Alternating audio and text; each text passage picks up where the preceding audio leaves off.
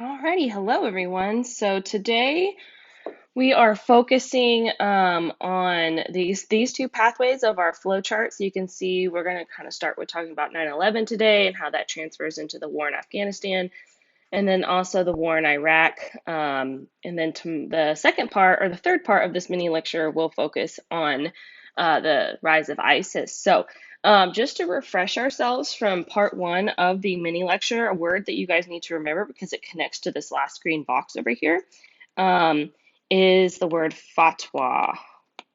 And remember, a fatwa, or the fatwa that Osama bin Laden wrote, was calling death to all the infidels or death to America, and they wanted to remove the infidels and the Americans out of the Holy Land. So we talked about all the different examples of the fatwa, like the car bomb, and we talked about the bombings of the embassy, and we also talked about the bombings of the USS Cole. And then in August of 2001, we're going to keep going here. In August of 2001, George W. Bush, who was president at the time, who just become president very recently, gets a paper on his desk, and it's called a presidential daily briefing. And it's not like he gets very few of these. He gets a lot of these about people trying to do things, stuff like that. A lot of times they're hoaxes. Doesn't really seem like a threat. But in August of 2001, he gets this presidential daily briefing titled Bin Laden Determined to Strike the United States. And within this presidential daily briefing, it warns of possible attacks and hijackings because of what had just happened on the USS Cole and other things. Intelligence tells us that this could happen. Now, nothing was really done about this, but this was something that popped up. A lot of people don't blame George W. Bush for not taking it more seriously because the presidents get a lot of these presidential daily briefings. Actually, Clinton got one as well too about Osama bin Laden, and nothing was done either. So we kind of had a feeling something could happen, but had no idea what was about to happen on this scale. So 1 month later, we have in our history the deadliest attack on United States soil since Pearl Harbor, September 11th, 2001, in which almost 3,000 people will die in these attacks. So let's go into further detail about what they were. So, when Al Qaeda attacked on September 11th, 2001, this is a picture here of Bush finding out about the attacks. He was reading to a group of school children when he did find out about the attacks. They were going to bomb four different places. They were successful on three of them. The fourth one we know crashed in Pennsylvania. But this first one happened at World Trade Center 1, the North Tower, and this happened at 8:45 a.m. And this flight was actually was flying out of Boston and was heading towards Los Angeles when it came and crashed in New York City into the World Trade Center. A little bit of background about the hijackers. On each plane, there were supposed to be five hijackers. One of the hijackers was a trained pilot. So they could fly the plane. The other ones were called the muscle hijackers so that they could take control of the plane. All the planes had five hijackers besides one, and we'll talk about that in a second. These hijackers actually came into the United States in early 2000s. So they had been in our country for a year, meaning Osama bin Laden had been planning this attack for quite some time. But this particular attack, the first one, happens at 8:45 a.m., which catches everyone's attention in New York City. They know something is wrong, and so the abbreviation for World Trade Center 1 is WTC1. Then, 18 minutes later, as this is on the news, everyone is watching this, people watch a second plane make a big sharp turn and go into World Trade Center 2, the South Tower. So you can see the plane there right before it hits the tower. These buildings are 100 something stories, 100 something floors. It was around the 80th something floor that it was attacked. But this happened 18 minutes later. And once again, it was another plane going from Boston to Los Angeles that rerouted, was taken over by the hijackers and crashed into the South Tower. And most of these hijackers were from Saudi Arabia. Like there was one from Egypt, one from Lebanon, but most of them were all from Saudi Arabia. So the second tower then is hit. And then the third attack comes from a plane that's going from Washington to Los Angeles. Washington to Los Angeles, and they hit the Pentagon. And you can see where it was hit here on the Pentagon. And the Pentagon is where our Secretary of Defense is, where all of our kind of defense organization of our government is as well too. Then the fourth plane crashed in Pennsylvania. This was a flight that was going from Newark, New Jersey, was supposed to head to San Francisco.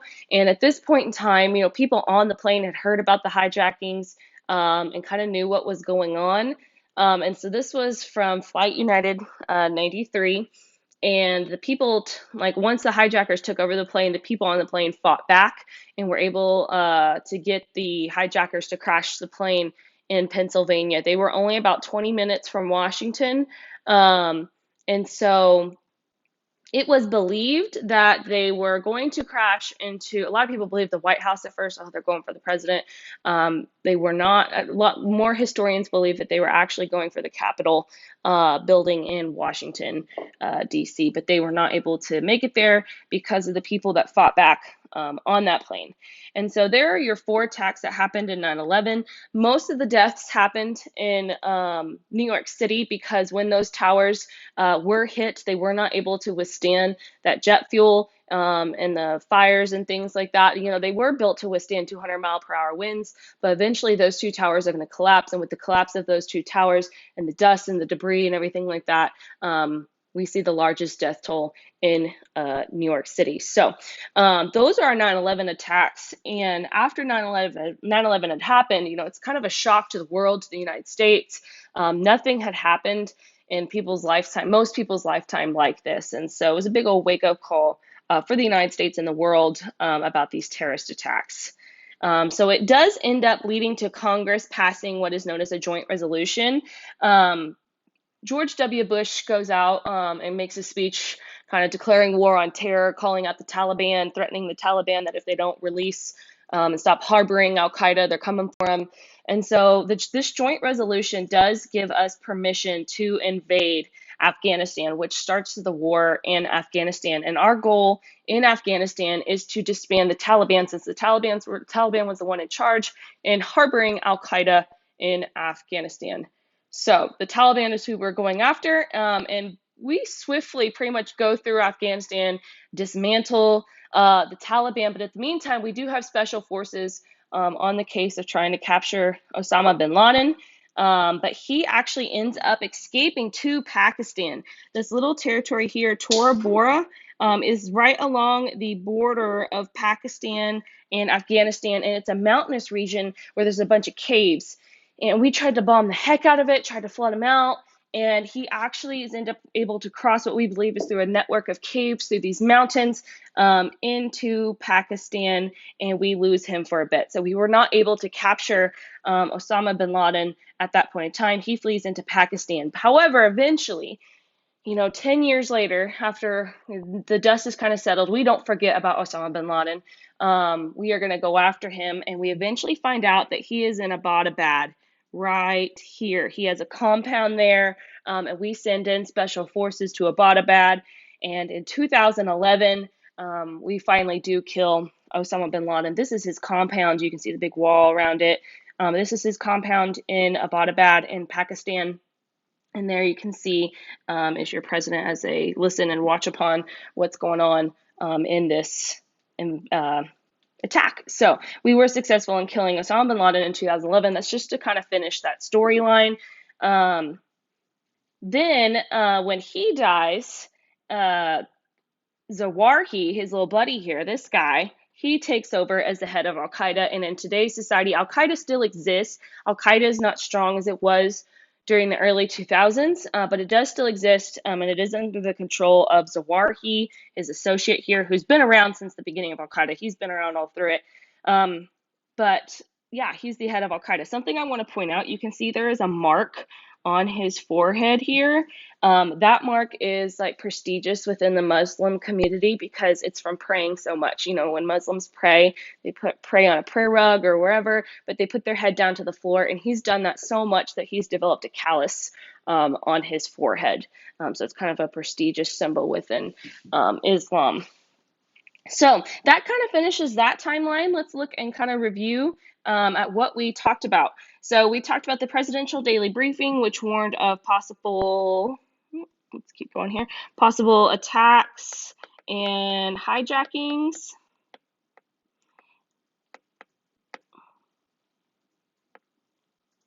Oh, I spelled hijackings wrong. That's okay. Hijackings. Okay. And then 1 month later, that leads to the September 11th, 2001 attacks, where they attack World Trade Center 1, World Trade Center 2. They attack the Pentagon. And then the other one crashes in Pennsylvania, 20 minutes from Washington. Actually, our vice president had given the word that if they find the plane, they can shoot the plane down in order to prevent it from hitting the Capitol. But because historians say we probably wouldn't have reached the plane in time, we didn't exactly know where it was. But because of those brave people that were on United Flight United 93, they were able to save a lot of people's lives in Washington. Where I left off, the 9/11 attacks led to Congress passing a joint resolution,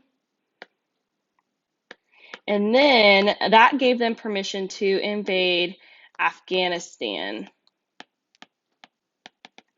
because they were harboring Al Qaeda and allowed this to happen, allowed them to build up, and so the United States goes in there and swiftly disbands the Taliban. But we were able to do that very quickly, but we weren't able to capture Osama bin Laden because he escapes to Pakistan.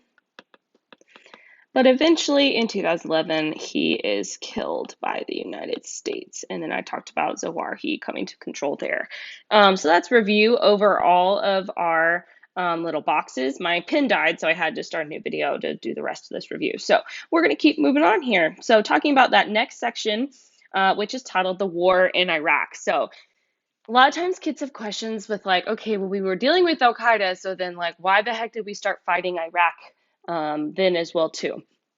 Well, this leads us kind of going back to the Persian Gulf War, where one of the biggest regrets of Bush Sr. was that he didn't take down Saddam Hussein.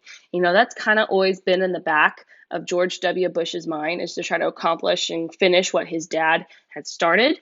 And kind of for the whole like the Republicans and administration, things like that, always wanted to go get Saddam.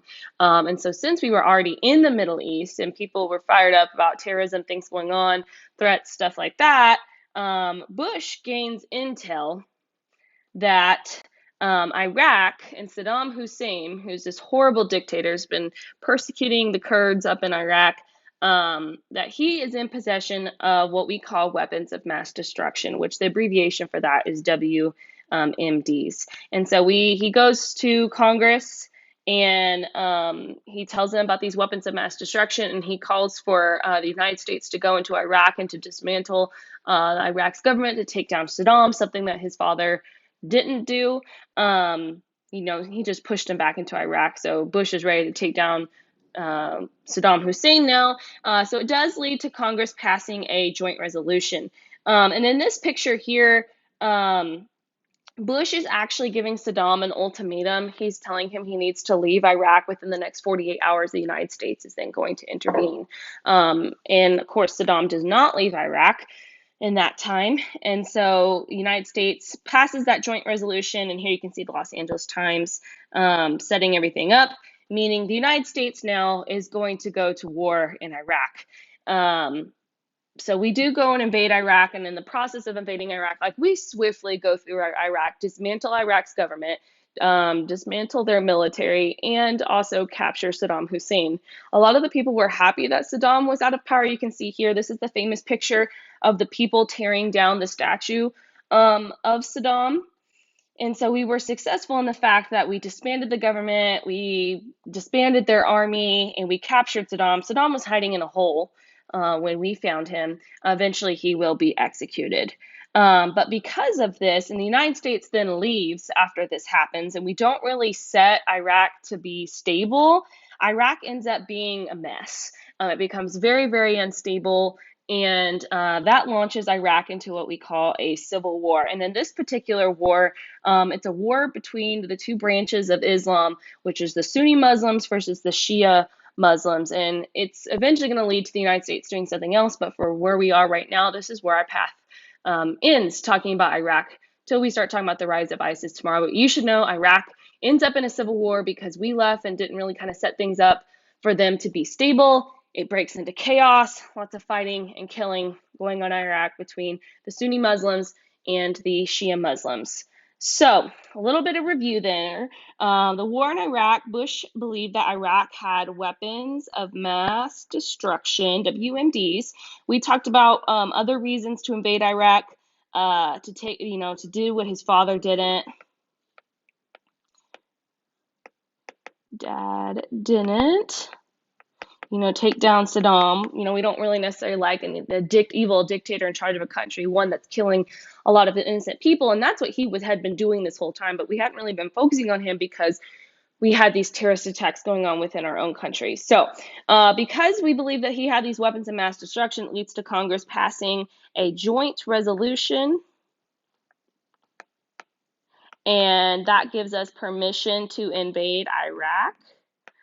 And we disband the government, the army, and capture Saddam, end up killing Saddam. But because we don't stabilize things before we leave, this leads us into Iraq going into a civil war, which is the Sunnis versus the Shia Muslims.